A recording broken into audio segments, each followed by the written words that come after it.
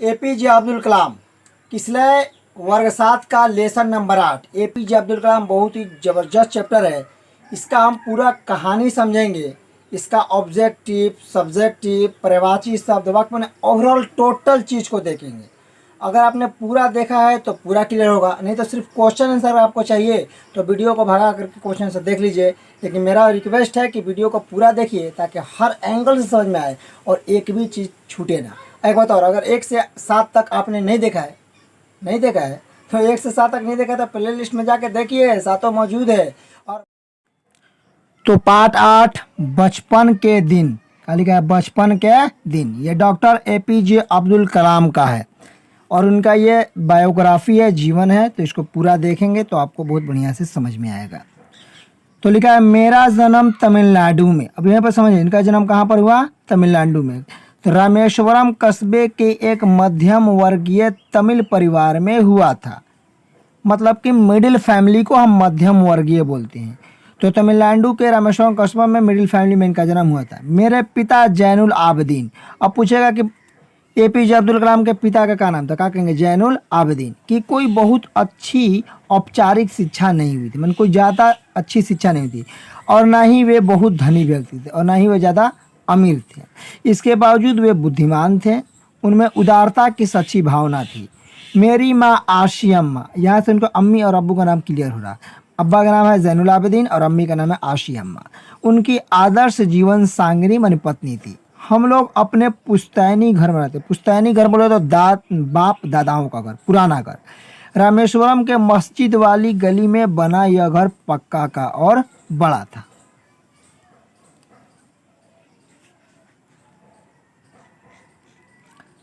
इस तरीके से हमने देखा कि इनका जन्म कहाँ हुआ था, तो कहिएगा तमिलनाडु में। अब्बा का नाम जैनुल आबदीन, अम्मी का नाम आसी अम्मा। बचपन में मेरे 3 पक्के मित्र थे। कौगो, 3 गो। पहला का नाम है रामानंद शास्त्री, दूसरा के अरविंदर, तीसरा के शिव प्रकाशन। तीनों का नाम याद रखिए। कितने पक्के मित्र, 3 गो। कौन कौन, रामानंद शास्त्री, अरविंदर, शिव प्रकाशन। जब मैं रामेश्वरम की प्राथमिक पाठशाला में 5वीं कक्षा में था तब एक नए शिक्षक हमारी कक्षा में आए। मैं टोपी पहना करता था जो मेरे मुसलमान होने का प्रतीक था। कक्षा में मैं हमेशा आगे की पंक्ति में जनेऊ पहने रामानंद के साथ बैठता था। इनका दोस्त है रामानंद, उसी के साथ बैठते थे। नए शिक्षक को हिंदू लड़के व मुसलमान लड़के के साथ बैठना अच्छा नहीं लगा और उन्होंने मुझे पिछली वाली बेंच पर चले जाने को कहा। रामानंद भी मुझे पीछे पंक्ति बैठाए जाते देख काफ़ी उदास नजर आ रहा था। पाठशाला की छुट्टी होने पर हम घर गए और सारी घटना अपने घर वालों को बताई। यह सुनकर रामानंद के पिता, मानी के दोस्त के पिता, उनका नाम था लक्ष्मण शास्त्री। तो रामानंद के पिता का नाम था लक्ष्मण शास्त्री, जो रामेश्वरम मंदिर के मुख्य पुजारी थे।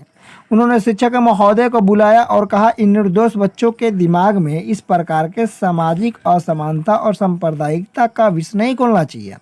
विष मानी का होला जहर, जहर नहीं होना चाहिए।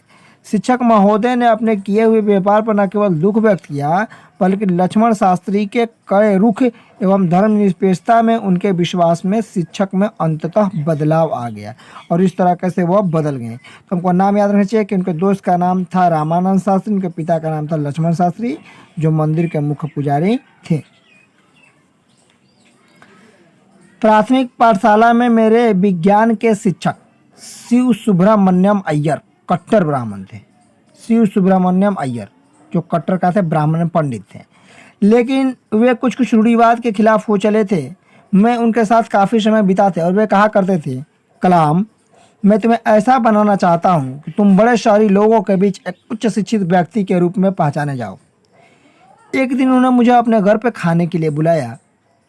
उसकी पत्नी इस बात सुनकर बहुत ही परेशान थी और फिर परेशान थी कि रसोई में एक मुसलमान को भोजन पर आमंत्रित किया गया है। उन्होंने अपने रसोई के अंदर मुझे खाना खिलाने से साफ इनकार कर दिया। अय्यर जी मुझे फिर अगले सप्ताह रात को खाने कहा। मेरी हिचकिचाहट को देखते हुए वो बोले, इसमें परेशान होने की जरूरत नहीं है। एक बार जब तुम व्यवस्था बदल डालने का फैसला कर लेते हो तो ऐसी समस्या सामने आती ही है। अगले सप्ताह जब मैं उनके घर रात्रि भोज पर गया तो उसकी पत्नी ही मुझे रसोई घर में ले गई और स्वयं अपने हाथों से खाना परोसा। मैंने पहली बार मना कर दी थी, दूसरा बार खुद ले जाकर खाना परोसी। 15 साल की उम्र में मेरा दाखिला रामेश्वरम जिला के मुख्यालय रामानाथपुरम स्थित सर्वचाट हाई स्कूल में हुआ। 15 साल की उम्र में मेरे एक शिक्षक आयोदर सुलेमान स्नेही और खुले दिमाग के व्यक्ति थे। वे सदैव छात्रों का उत्साह बढ़ाते रहते थे। रामानाथपुरम में रहते हुए आयोदर सुलेमान से मेरे काफ़ी प्रगाढ़ हो गए थे और वे कहा करते थे, जीवन में सफल होने और परिणाम प्राप्त करने के लिए तीन प्रमुख शक्तिशाली ताकतों को समझना चाहिए। पहला इच्छा, दूसरा आस्था और तीसरा उम्मीद।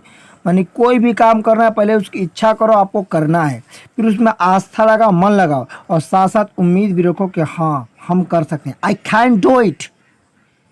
उन्होंने ही मुझे सिखाया कि मैं जो कुछ भी चाहता हूँ पहले उसके लिए मुझे तीव्र कामना करनी होगी, फिर निश्चित रूप से मैं उसे पा सकूंगा। वे सभी छात्रों के भीतर छिपी हुई शक्ति और योग्यता का अभ्यास कराते थे। वे कहा करते कि ये निष्ठा एवं विश्वास से तुम अपनी नियति को बदल सकते हो। निष्ठा और विश्वास से पूरी नियति को चेंज कर सकते हो। तुम जो करना चाहते हो वो कर सकते हो, बशर्ते तुम्हारे अंदर वो होना चाहिए। इस तरीके से हमने कहानी को देखा। अब हम आते हैं उसके माने मतलब पे। ये खुद डॉक्टर APJ अब्दुल कलाम का लिखा हुआ है। तो देखिए, औपचारिक माने विधिवत, जीवन सांगनी पत्नी, पुस्तैनी खानदानी, निर्दोष मानी दोष रहे जिसका कोई दोष नहीं हो, आभास मानी महसूस, कामना मानी इच्छा होता है, धर्मनिरपेक्षता धर्मों को समान रूप से देखना मानी कोई भी धर्म बड़ा छोटा नहीं है, आस्था मानी विश्वास, दाखिला मतलब प्रवेश और प्रशंसा मानी बड़ाई। अब इसका हम लोग क्वेश्चन आंसर क्या क्या होता है हर चीज अपन चलिए क्वेश्चन देखते हैं। सही विकल्पों को चुनकर लिखिए। भूतपूर्व राष्ट्रपति APJ अब्दुल कलाम का जन्म कहाँ हुआ था? बिहार में, उड़ीसा में, तमिलनाडु में, कर्नाटक में। बताइए राष्ट्रपति का जन्म कहाँ हुआ था? तो आंसर होगा तमिलनाडु में। पहले से मारा हुआ है, तमिलनाडु होगा। रामानंद के पिता कौन थे? सरकारी सेवक, मंदिर के पुजारी, किसान की व्यवसायी। तो रामानंद के पिता मंदिर के पुजारी थे, मुख्य पुजारी थे। अब्दुल कलाम के बचपन में कितने मित्र थे? कितने? 1, 3, 4, 5। तो क्या हो जाएगा आंसर? 3। ये 3 को ऑब्जेक्टिव टाइप था, इसको हमने देखा। इसका होगा तमिलनाडु, इसका राम मंदिर के पुजारी, इसका 3। फिर कह रहा है APJ अब्दुल कलाम को शिक्षा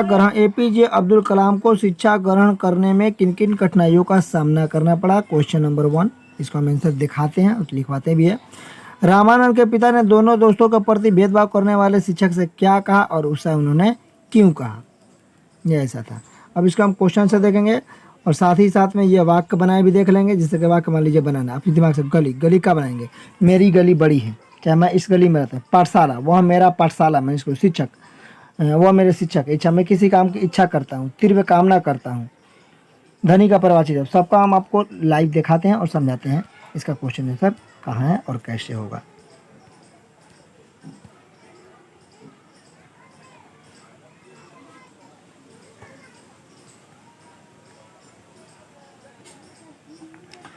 तो देखिए, ये हमने तीनों देख लिया। आप क्वेश्चन आंसर पाते हैं।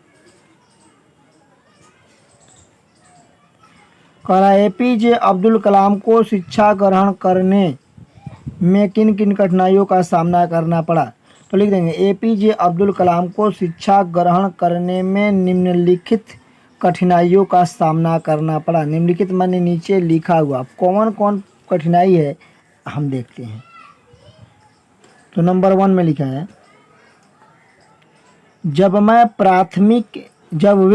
प्राथमिक स्कूल में थे तो अपने हिंदू दोस्त, जिसका नाम क्या था? रामानंद, के साथ बैठे थे तो एक शिक्षक के द्वारा उनको पीछे बैठा दिया गया। पहला हो गया। चलिए अब दूसरा देखते हैं।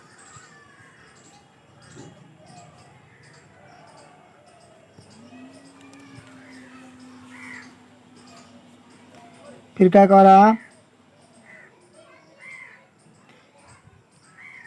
एक शिक्षक के द्वारा खाने पर बुलाकर उसके पत्नी द्वारा साफ इनकार कर दिया गया। आपको याद होगा, इनकार कर दिया गया था पत्नी द्वारा। तो ये 2 हुआ। अब एक ठो और क्वेश्चन था जिसको हम देखेंगे। कह रहा है कि रामानंद के पिता ने दोनों दोस्तों के प्रति भेदभाव का व्यवहार करने वाले शिक्षक से क्या कहा और ऐसा उन्होंने क्यों कहा। तो रामानंद के पिता ने दोनों दोस्तों के प्रति भेदभाव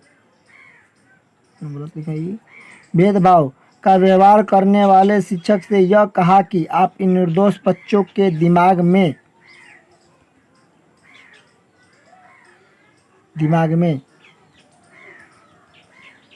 इस तरह के सामाजिक असमानता, सांप्रदायिकता का जहर नहीं घोलना चाहिए, क्योंकि इससे इन बच्चों के दिमाग में तरह तरह के बात उठेंगे। धर्मनिरपेक्ष के बारे में बताना चाहिए। और फिर हम देख सकते हैं कि वाक्य बनाए कुछ। गली में कचरा है। पाठशाले में बहुत बच्चे पढ़ने जा रहे हैं। शिक्षक पढ़ा रहे हैं। इच्छा, राम को पढ़ने की इच्छा है। तीव्र, मैं कोई भी काम तीव्र करता हूँ। देखिए पर्यायवाची शब्द, जैसे धनी का पर्यायवाची क्या होगा, तो धनी का पर्यायवाची होगा अमीर। धनी का क्या होगा, अमीर। फिर कह रहा घर का क्या हो जाएगा, गृह। ठीक। व्यक्ति का पर्यायवाची क्या हो जाएगा, आदमी। व्यक्ति का हो जाएगा आदमी। फिर कह रहा दिन का हो जाएगा दिवस। दिन का क्या हो जाएगा, दिवस। और बच गया पत्नी, तो पत्नी का हो जाएगा जीवन सांगिनी, जैसा कि आपने माने वाला में देखा होगा, जीवन सांगिनी। इस तरीक़ा से हमने हर चीज़ देखा। पर्यायवाची शब्द देखा, उल्टा पर्यायवाची शब्द देखा, वाक्य देखा, क्वेश्चन आंसर, टिपिकल, ऑब्जेक्टिव से हर चीज़ देखा और कहानी को देखा। अगर आपको वीडियो अच्छा लगा है तो लाइक कीजिए और नहीं लगा है तो मिलते हैं अगले वीडियो में। तब तक के लिए बहुत बहुत धन्यवाद। आपने इतना वीडियो